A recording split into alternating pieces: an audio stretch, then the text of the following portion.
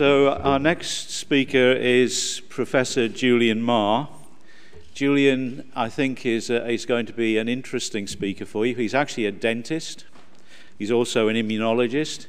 He comes from St George's Hospital in the University of London, and he's, over the years, been a leading proponent of the use of plants and plant biotechnology for the production of therapeutic compounds for human health. And so it's a pleasure to introduce Julian Ma.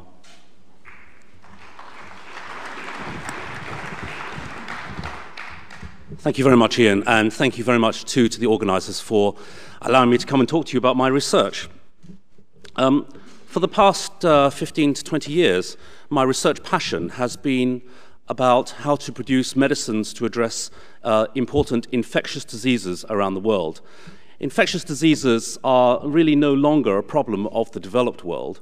We know how to make medicines very nicely, and most of us have access to these kinds of medicines too. So we don't really suffer from infectious diseases in the same way that we did, say, 50 or even 40 years ago. The problem is that in developing countries, that advance has not been made yet. And the WHO still identify something like 3/4 of the world's population as being dependent on some form of plant extract or natural products for treating their illnesses. Perhaps more worryingly, 30 million children around the world are born every year and do not get access to what we would regard as routine vaccinations against even the basic 5 infectious diseases. So although we are brilliant at making pharmaceuticals, the industry has been built up around addressing developed world problems. And I think the question we have to ask ourselves for the next 10, 20, 30 years is how do we solve the problem for the developing world, and how do we make medicines for people who cannot afford to pay for them? So, as I said, the pharmaceutical industry is wonderful, except that making drugs is terribly expensive. And that's the way the pharmaceutical industry has evolved over the last few decades. There are several reasons why drugs are expensive. One is that there is a very high failure rate. The estimate is that for every 10,000 compounds which enter the development pathway, only one will make it through for sale. And so, of course, you have to recoup the cost of development of all those other 9,999 drugs out of your one blockbuster. The time it takes to make new drugs is also very long, 10 to 15 years, and that, of course, eats into your intellectual property portfolio. And part of the reason for that long development time is the regulatory burden that you have to address. And that includes, of course, clinical trials of both safety and efficacy in a very large community. And then finally, manufacturing facilities such as this one here, which is used to make the Hepatitis B vaccine, are very expensive. So the estimation is that for every new drug, it takes about $1 billion US to get to market. And for that reason, the cost of the therapies are always very high. So, of course, in the good old days, we used to make a lot of our drugs, especially the biologics, and by that I mean protein drugs, simply by immunizing animals and extracting blood products from them and purifying those. Or sometimes we did the same in human volunteers, until, of course, we came across the prion-like diseases and other infectious diseases like HIV, and that kind of stopped us in our tracks. And so now, the way we make those drugs is through GM technologies. And so I think you'll all be familiar with the use of E. coli or yeast to make drugs like insulin, human growth hormone, or hepatitis B vaccine. The gold standard for some proteins, particularly the monoclonal antibodies, and here I'm including drugs like Herceptin for the treatment of breast cancer, is to use mammalian cells. This one is from a Chinese hamster ovary. And what is common for all of these production systems is that the cells are grown in a fermenter. This is a small fermenter. On the previous slide, I showed you a much larger fermenter. Now, this stainless steel itself is a costly business. The requirement for sterility is also a costly business, and that's what makes the manufacturing facility expensive. So there have been various attempts to try and address some of this and try and simplify or make the whole process more economical. And you will be aware of the ex-local resident, Dolly the sheep. And Dolly was cloned also in an attempt to make recombinant medicines in living tissue. So with this background, the use of genetic modification in bacteria, yeast, mammalian cells, and animals, the use of plants is almost a logical next step, I think. The field is called molecular farming, and we regard it as an unprecedented opportunity to produce valuable medicines, these biologic medicines, affordably and on a very massive scale. So the technology is not particularly difficult. For example, what you will do is take a gene of interest from a bacteria or a virus, for example. You can insert it into a plant cell. Here we have, actually these are potato cells, so I think this shows the power of genetic engineering, that we've managed to get through to a tomato at the end of the process. But the beauty of plants is, of course, that you can start off with a cell. They are totipotent, and you can regenerate a whole plant from the genetically modified cell. And so in this plantlet, every cell will contain the foreign gene that was originally inserted into the original target cell. And so, yes, please ignore the tomatoes, but the idea is that then you grow your crop, you can either extract and purify your medicine, your protein pharmaceutical, or, as I will show you later, you could target the expression of your protein to an edible part of the crop and hope to deliver your medicine by the oral route. So this field has been around for about 20 years now, and there have been tremendous advances in it. Just earlier this year, the first commercial product was released in the USA.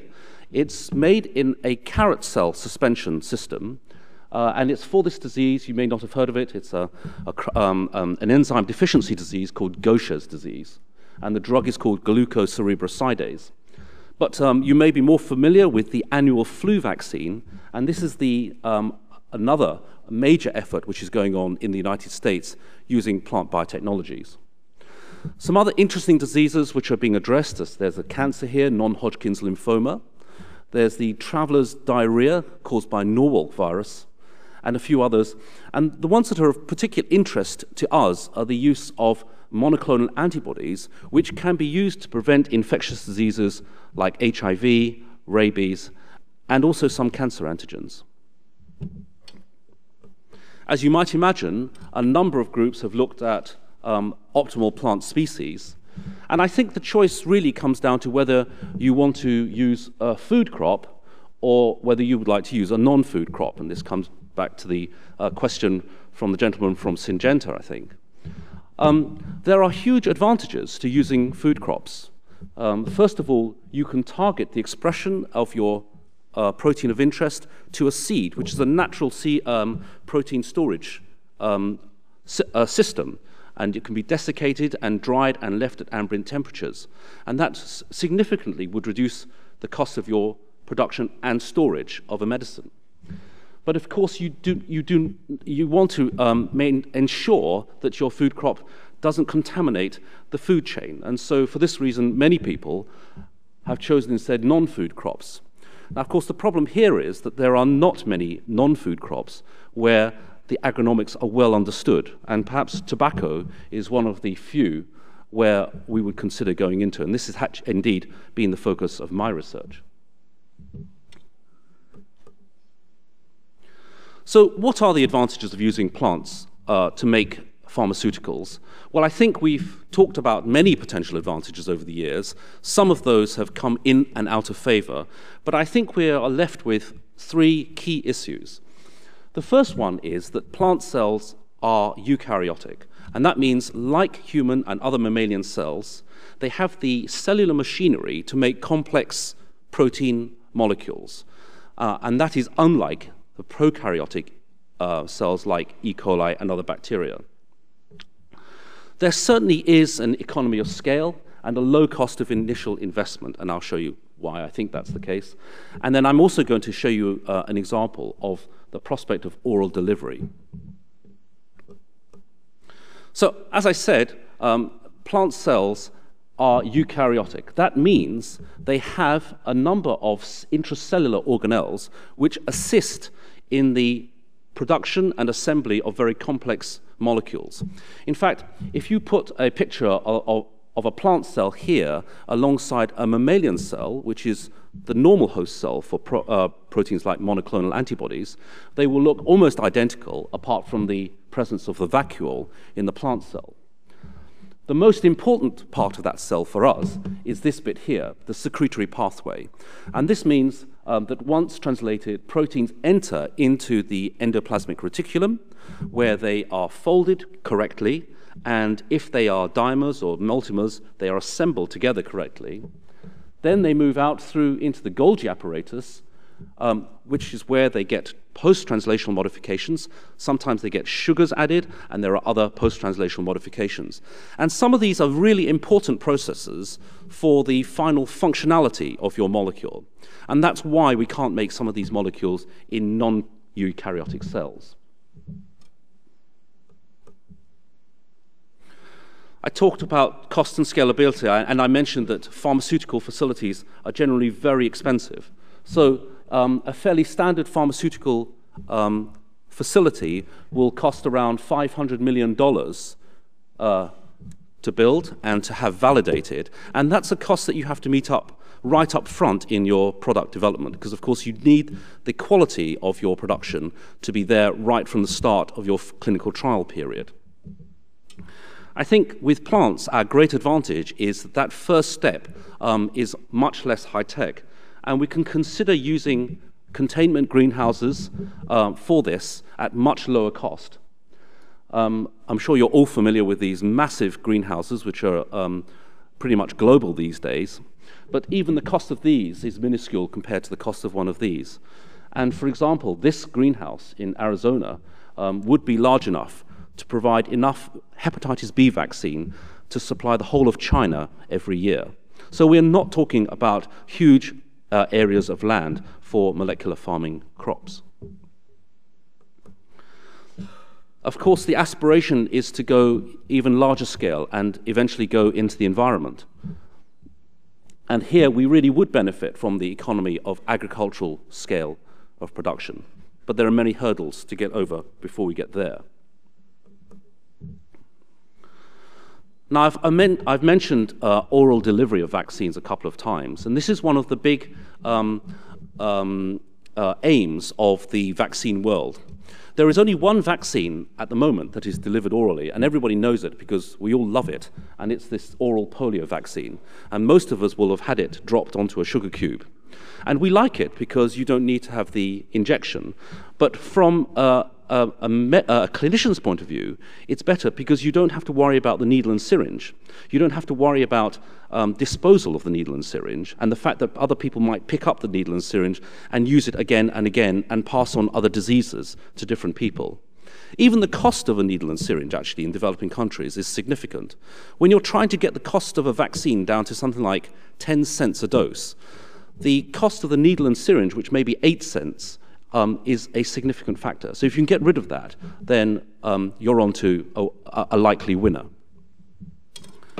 Now, several years ago, a colleague of mine in the United States, Charles Arnson, demonstrated the proof of principle for oral delivery of a plant-derived vaccine for hepatitis B. This time I have got the final production system right, but essentially he did exactly the same as I described. He started from the gene from hepatitis B vaccine, a virus, the same one that was put into the yeast system, which is currently how we make this vaccine. And he put it into a potato cell, and he regenerated potato plants. In this slide, you can see inside the cell the formation of virus-like particles, these things here. which is exactly what you want to see, at very, very high levels. And that relates back to the fact that I told you that the secretory pathway, the endoplasmic reticulum and the Golgi apparatus are all geared up to making complex proteins. And here it is in action. And so what Charlie did, excuse me, was he targeted the expression of this vaccine to the potato tubers.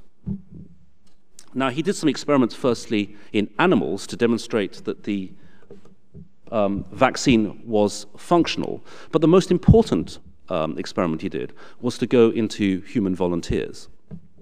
This is quite a challenging thing to do, not least because you have to persuade your clinician nurse to change her job description, and you can see that she's not particularly happy about spending her days peeling potatoes.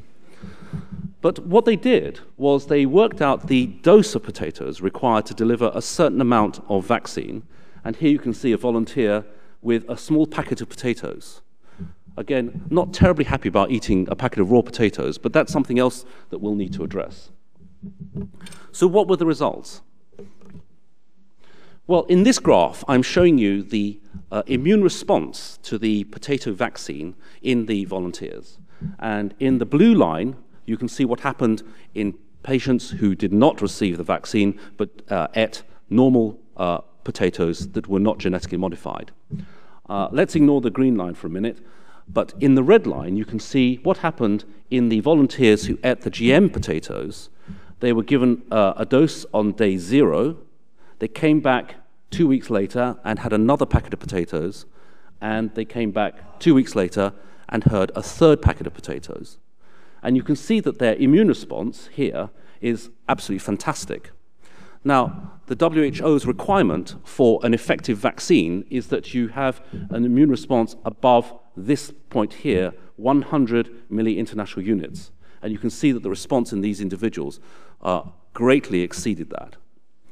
So one of the things that one could envisage then is going into underdeveloped communities and providing packets of potatoes, processed in some way, I should add, and giving the first dose to them, and then allowing them to take away the vaccine potatoes, and having then second dose and third dose 2 and 4 weeks later, without having to come back to your clinic. And this, again, is a huge advantage, because one of the reasons vaccine regimes fail in underdeveloped countries is you cannot get them back.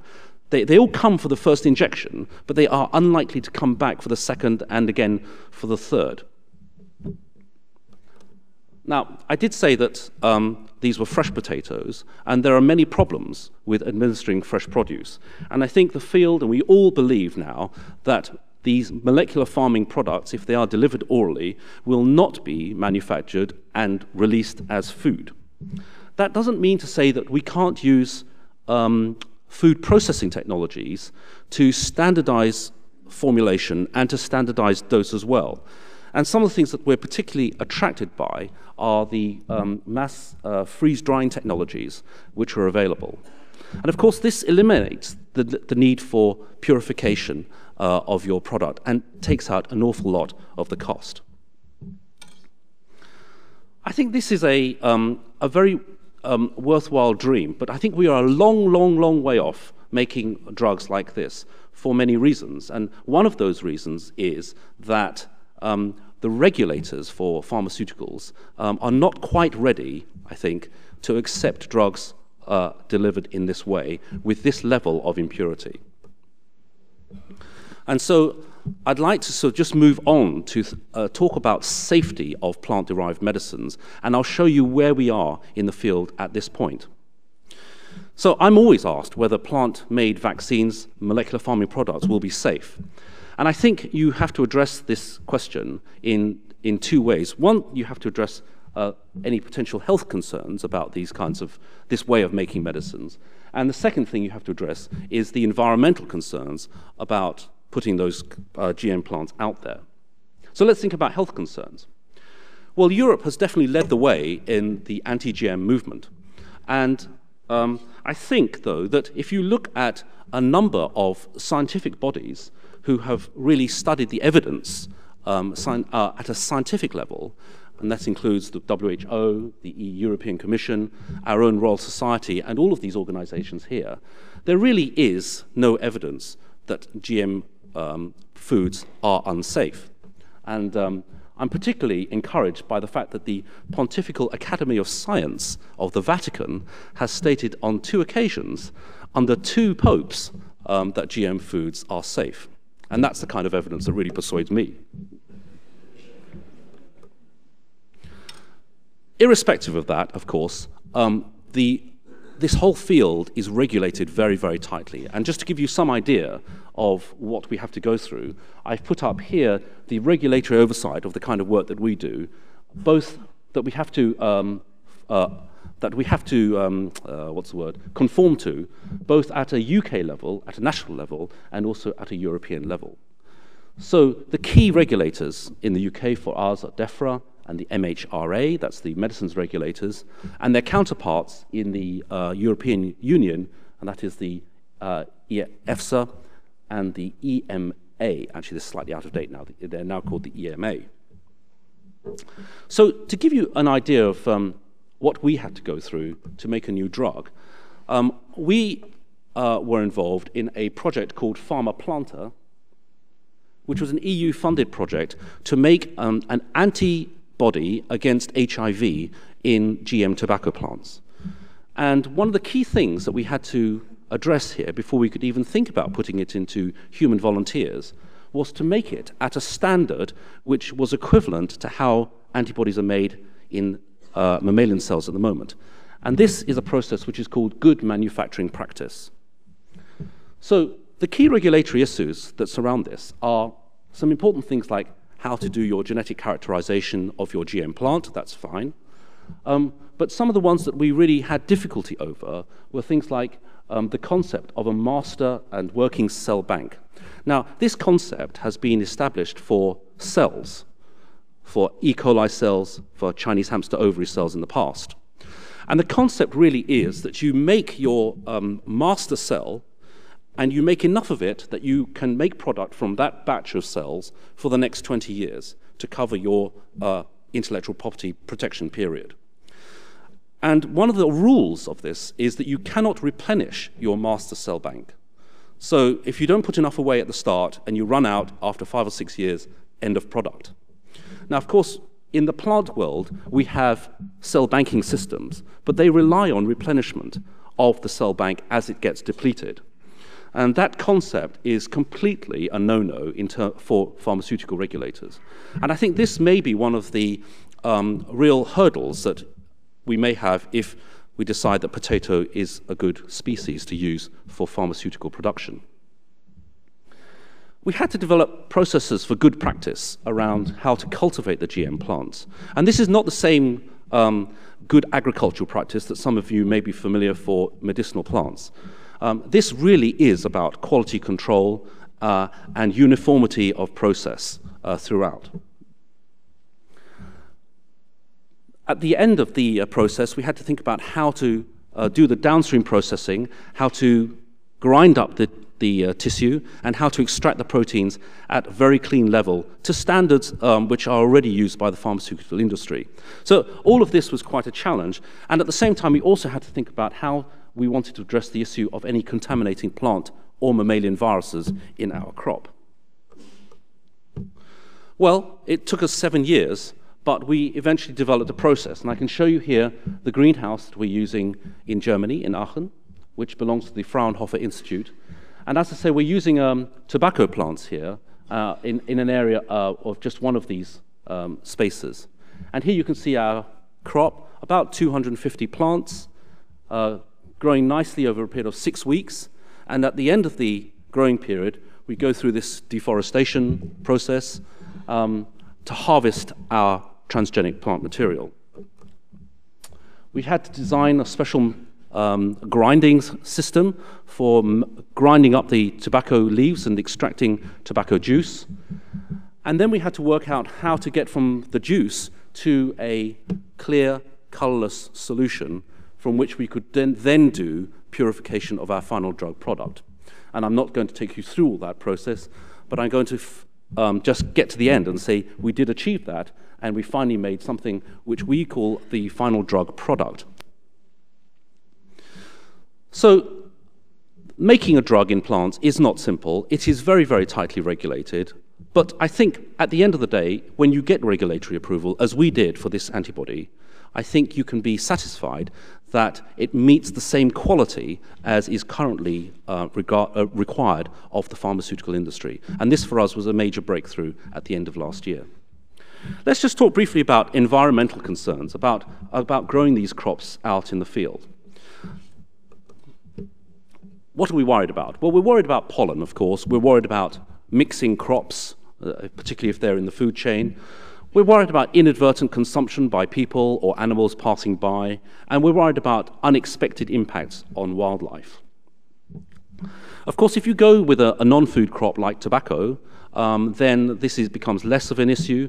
If you harvest your plant before it flowers, like we do in tobacco, the pollen contamination also is much less of an issue. Nevertheless, I think the current state of the art is all in greenhouses. There is, of course, the possibility for growing these GM plants in geographic isolation. And this is a test plot in the middle of the Arizona desert, hundreds of miles from any other similar crop. This is the option I'm trying to persuade the EU to fund for me. A nice little Pacific island, but not getting very far. And as I said, the first product which came out of the carrot cells actually goes all the way back to the beginning. And instead of growing whole plants, they grow carrot cells in fermenters. And this is a picture from Protalix, the company that has just produced the first product. Of course, that's great. It does use plants, but it's really not a huge advance on what we can do with E. coli or with mammalian cells. So for the time being, we are growing in greenhouses. We're trying to understand our systems. We're trying to understand the potential for environmental release. But at the moment, I think the regulators are quite happy, and they don't mind if we use hydroponics, which is a highly regulated input system, or even soil, which is a highly unregulated input system. Just coming back to potatoes, I was thinking about what are the potential advantages and disadvantages of potatoes. Well, I think if potatoes were to be considered, I think one of the advantages is that they are clonally propagated, although I do wonder about how we would establish that master seed banking system. One of the issues is that cooking would inactivate proteins to a large extent, although with that hepatitis B vaccine, the use of parboiling only seemed to reduce the activity by about a third. And so there may be ways around this denaturing of your product. I think one of the nice things is that you can use male sterile plants.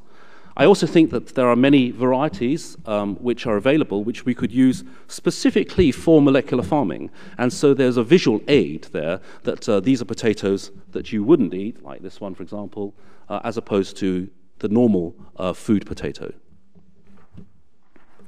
We can also adopt a biotechnology approach. And in this example, we have some potatoes expressing a vaccine where the vaccine gene has been co-expressed with a fluorescent marker, this one here. And so when you shine a UV light, you can immediately identify the GM potatoes as opposed to the ones which were not genetically modified. So to summarize, I always like to say that GM plants are not just for food, because I think many members of the public don't understand that. Global health and access to medicines is an increasing problem.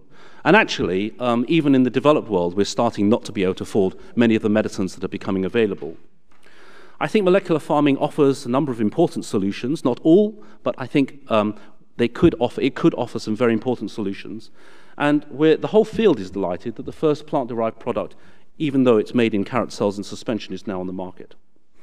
We're still looking at what are the best plant species to use. As I said, food plants offer specific advantages, but we need to do more work to think about how to contain those food plants and how to work into a CGMP-compliant manufacturing system. Thank you very much for your attention. Thank you.